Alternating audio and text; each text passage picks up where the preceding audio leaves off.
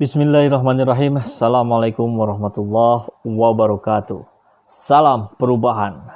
Sahabat semua, rasanya lama ya kita nggak mendengar kabar dari Ngabalin. Dan di 2 hari belakangan ini ternyata muncul lagi statement-statement beliau yang seperti biasa itu membuat gaduh para netizen di Indonesia. Dan kita cari tahu, dan kita lihat ini ada kabar dari Warta Ekonomi. Judulnya, emosi Ali Ngabalin meledak-ledak. Keluarkan ancaman untuk oposisi yang ganggu Jokowi. Wow. Tugas oposisi itu apa ya? Mengkritisi sebagai bentuk mengkerangkai alur pemerintah, sepak terjang pemerintah agar tetap berada dalam koridor yang semestinya. Tidak keluar dari jalur konstitusi, tetap mengedepankan kepentingan rakyat.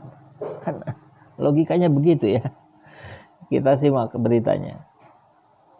Ini kabar dari tanggal 13 Juli 2021. Hari ini ketika video ini dibuat. Tenaga ahli utama kantor staf Presiden KSP Ali Mohtar Ngabalin mengeluarkan pernyataan keras. Siapa saja yang mengganggu Presiden Joko Widodo, Jokowi bakal disikat habis. Wow. Kasar juga ini bahasanya ya.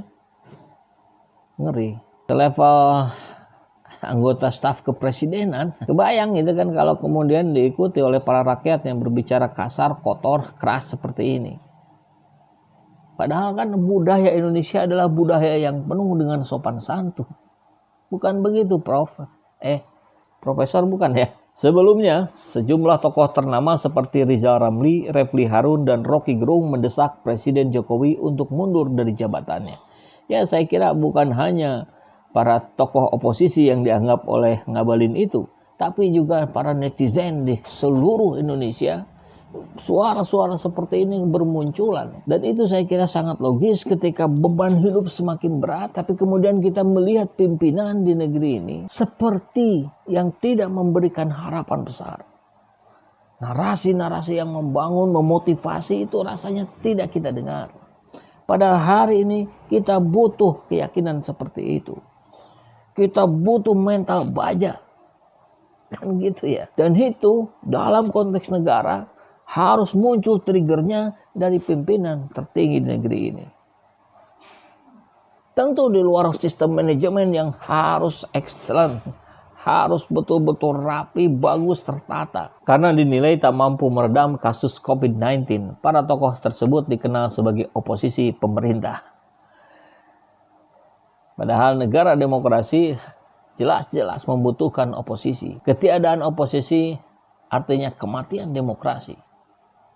Yang muncul adalah keterlenaan. Menurut Ali Ngabalin, pihak-pihak yang meminta Jokowi mundur adalah sebagai manusia peradaban rendah dan cacat intelektual. Wow.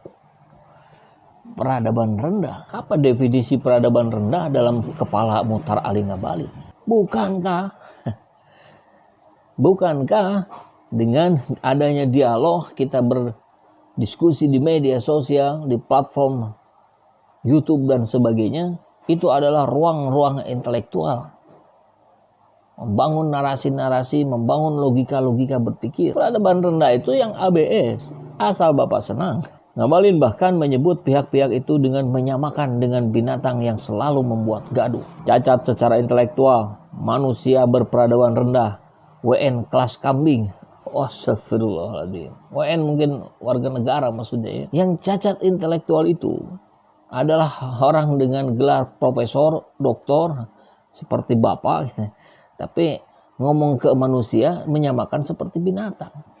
Itu yang cacat. Intelektualitas Bapak ternoda dengan kata-kata Bapak sendiri. Kan begitu.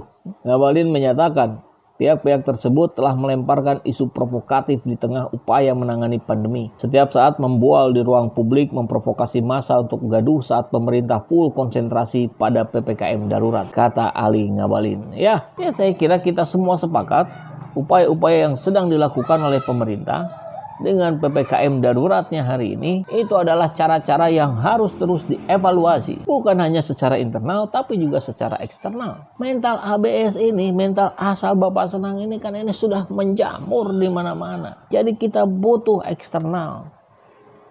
Pemerintah butuh oposisi untuk memberikan masukan-masukan sudut pandang yang lain sehingga menjadi kaya pemikirannya. Kan begitu. Kalau begini caranya, apa yang dilakukan oleh Ali Muchtar Ngabalin justru melakukan pembelaan secara membabi buta. Tidak membuka ruang-ruang koreksi. Seperti malaikat saja, Anda kan manusia. Kalau manusia ya jelas tempatnya salah, maka dibuka ruang koreksi sebesar-besarnya dari manapun itu. Dan biasanya koreksi terbaik itu muncul dari luar, bukan dari internal pemerintahan. Apalagi kalau sudah pakai kacamata kuda, dia nggak bisa lihat kiri kanan. Lah ini kan Pak Ali Muchtar Ngabalin ini seorang pejabat, pemimpin. Ya minimal untuk anak buah bapak lah gitu ya. Tapi kok gayanya seperti preman. Ngeri kali kalau sudah begini tata cara bahasa seorang Ali Muchtar Ngabalin. Jadi Anda juga jangan suka ngancam-ngancam lah. Apalagi terhadap rakyat yang kehidupannya hari ini sudah semakin susah, semakin sulit. Anda itu harusnya memberikan motivasi. Bukan mengancam seperti ini. Ya, coba didengarkan baik-baik ya. Resapi dengan kepala dingin ya.